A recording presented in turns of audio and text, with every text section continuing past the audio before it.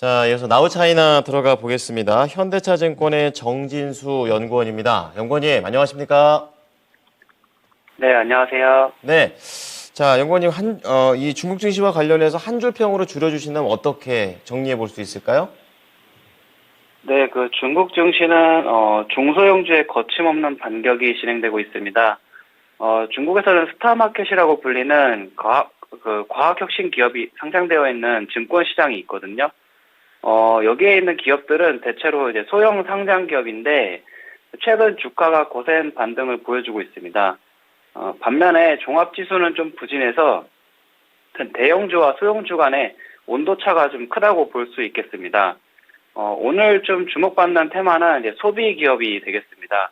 최근에 거래량이 점점 줄면서 지수가 약보합 흐름이 진행되는 그런 재미없는 장세가 좀 이어지고 있다고 보시면 되겠습니다. 네. 자, 이제 이 스몰 캡들의 반란이 있다고 하는 부분들 좀 체크를 해주셨고요. 그럼 국내 투자자 입장에서 봐야 될 중국 이슈들 어떤 게 있을까요? 네, 먼저 알리바바 관련된 이슈가 있겠는데요. 중국의 대표적인 빅테크 기업이죠. 그래서 이 기업이 전날 지주사 체제로 전환하려는 계획을 발표했습니다. 정확히 말하면 기존에 있던 여러 사업부를 분할하려는 계획인데요. 기존에 알리바바가 밀고 있던 사업부가 어떤 게 있냐면 전자상거래, 물류, 글로벌 플랫폼, 엔터, 클라우드, AI 이렇게 6개 정도가 있었는데 이걸 이제 분리하게 되면은 독자적으로 자본 조달을 할 수 있게 됩니다. 한마디로 IPO도 가능하다는 얘기가 되겠고요. 그렇게 되면 각 부문별로 사업 추진력이 좀 탄력을 받을 것으로 예상됩니다. 정부 당국은 긍정적인 반응을 보인 것으로 판단됩니다. 앞서서 이제 규제 당국으로부터 좀 승인을 받은 것이 되겠고요. 그래서 예전에 알리바바가 이제 플랫폼 규제에 타깃이 되었었는데 이런 리스크들이 일단은 해소가 된다는 점에서 중국 빅테크 기업 주가에는 긍정적이게 되겠습니다. 그러면 우리나라 입장에서 생각해 본다면 일단 자본 조달을 통해서 투자가 확대되면은 당연히 고용이 늘어날 테고요. 그렇게 되면은 현재 중국 소비 경기의 발목을 잡고 있는 이런 구매력이 좀 어느 정도 회복이 되는데 일조할 수 있을 것으로 보입니다. 네, 첫 번째는 이제 알리바바와 관련된 이제 변동이 된다라는 부분들이 잡아주셨습니다. 두 번째로 봐야 될 이슈는 배터리 쪽에서 좀 잡으신 것 같은데 좀 자세하게 들려주시죠. 네, 최근에 중국의 한 음극재 기업이 공장 가동을 중단한다는 이슈가 있었습니다. 비록 규모가 크지는 않아서 이걸 업계 전반으로 확대 해석하는 건 조금 경계해야 하는 부분도 있지만 사실 중국 내부 상황을 보면은 배터리 업계가 그렇게 좋지만은 않은 상황이 이어지고 있다는 것을 좀 의미하기도 합니다. 배터리 공급 과잉도 물론 문제긴 하지만 일단 원자재 가격이 너무 변동성이 커서 원재료를 제대로 조달하기 어려운 상황이라고도 볼 수가 있거든요.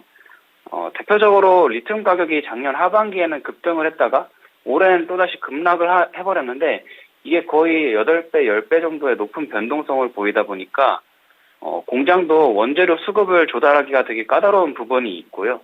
그래서 배터리 소재의 공장 가동률이 일단 작년보다는 현저하게 많이 떨어진 상황입니다. 그래서 앞뒤로 치이다 보니까 공장을 제대로 가동하기 어려운 상황이 좀 이어지고 있고요. 그래서 일단은 원재료 가격 안정화가 필요할 것으로 보입니다. 그나마 긍정적인 것은 리튬 가격이 이제 가파른 하락세를 보이면서 급등 전까지 가격이 얼마 남지 않았거든요. 그래서 아마 기업들도 이제 이 정도면은 합리적인 가격 수준이라고 생각할 수 있는 구간이 좀 다가오고 있는 것으로 생각해 볼 수가 있겠고요. 그러면 다시 점차 이제 공장 가동이 좀 정상화로 돌아가지 않을까 생각을 하고 있습니다. 네. 자, 중국 배터리 상황이 좀 생각보다 좀 우려되는 부분들도 체크가 되네요. 자, 마지막으로 주요 경제 지표라든지 일정 같은 거 어떤 게 있을까요? 네, 월말에 굵직한 일정이 좀 있었는데 일단 실적 발표가 가장 중요한 것 같습니다. 거의 이제 70% 이상의 상장사가 이날 한 번에 발표한다고 보시면 될 것 같고요. 그렇기 때문에 증시도 이제 실적에 민감하게 반응을 할 것 같습니다. 그리고 PMI 같은 경우에는 일단 경기 회복에 중요한 키포인트가 되는 지표긴 한데 2월 달에 반짝 상승한 그런 기저 효과가 있지만 최근 정부 차원에서 좀 투자가 늘고 있어서 양호하게 좀 나올 것으로 생각을 하고 있고요. 또 이 PMI가 우리나라나 아니면 다른 선진국 경기와 관련이 있는 부분이 있어서 좀 관심 있게 볼 필요가 있겠습니다. 네. 자, PMI 지표 좀 말씀해 주셨고요. 그 일정 중에 실적과 관련된 부분도 좀 잡아주셨는데 이 부분은 어떻게 봐야 될까요?